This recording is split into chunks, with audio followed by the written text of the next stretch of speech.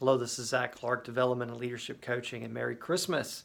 It's December, and I wanted to really quickly put out a video challenge to people who follow our content and get teaching from us all through the year, just to encourage you and give you some very specific things to think about. As you know, this is a very busy and intense time of year as you are focused on finishing the giving year strong as you move toward the end of December.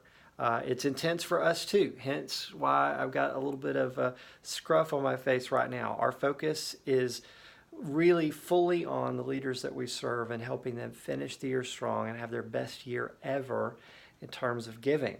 And I want to share this video with you because I want to try to stir each of us, including me, up to really realize where we are at this point in history.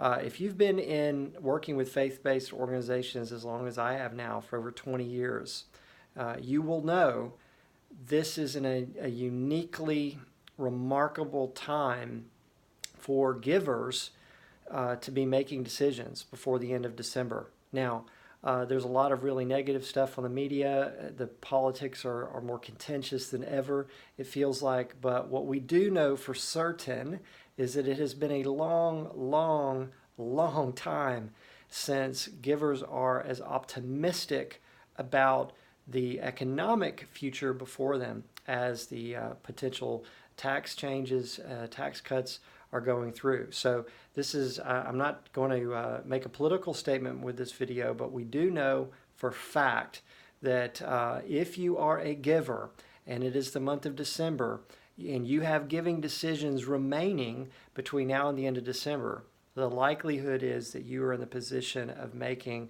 some very significant decisions as it relates to giving, perhaps more than you anticipated, if you're sitting down and doing the math. So I want to challenge you to put yourself in the shoes of the giver and recognize that they need to be hearing from you. Yes, they're getting letters. Yes, they're getting emails, hopefully from you.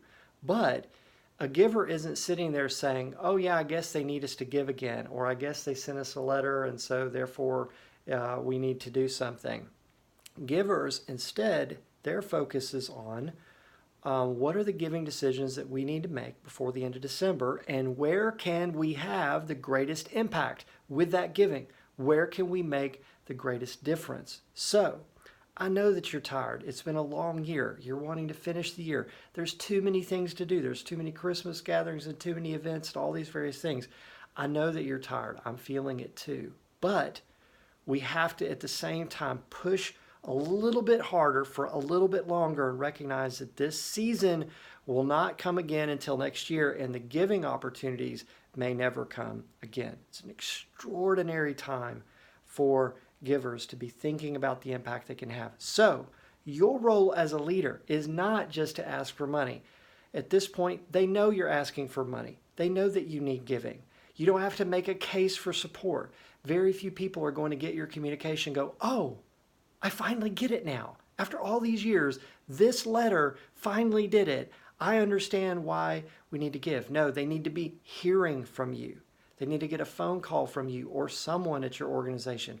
They need to get a personal email forwarding that recent communication you've been sending out, forwarding it to them and saying, I know that you are hearing a lot from us about giving, but I wanted to make sure you heard from me personally, asking you to really think about and pray about the difference you might make through your giving this year to our organization. It's the difference between communicating information to people and making sure that individual donors know that you're talking to them. Okay, if I'm a giver, are you talking to me? Are you talking to me? Like the movie. That's where a giver is right now. The giving mindset right now is, where can I make the most difference? So the leadership opportunity is to help them see where they can make the biggest difference. So really quickly, the roads that we have people running down right now, the methods that we have our leaders using are these. Number one, be reaching out to schedule face-to-face meetings with people, even in the busy season.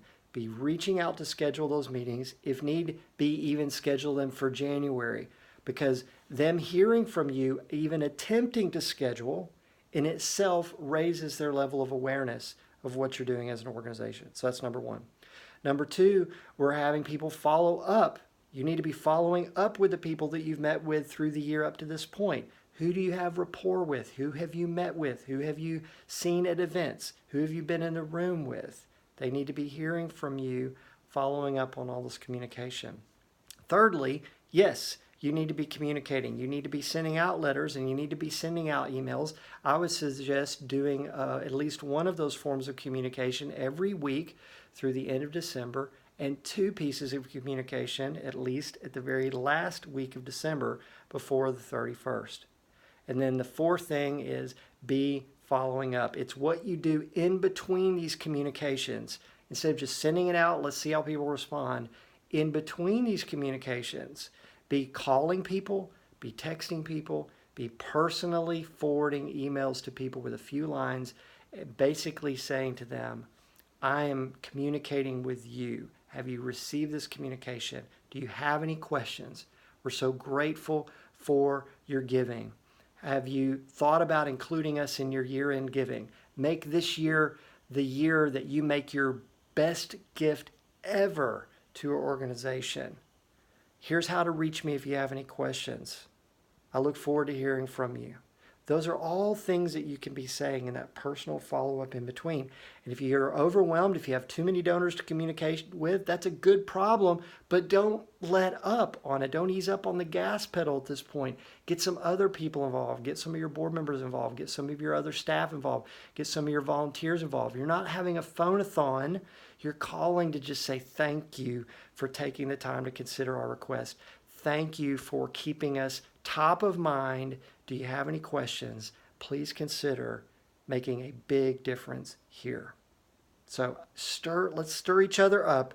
I want to challenge you. You challenge me. Let's finish the year strong together. Okay? Merry Christmas.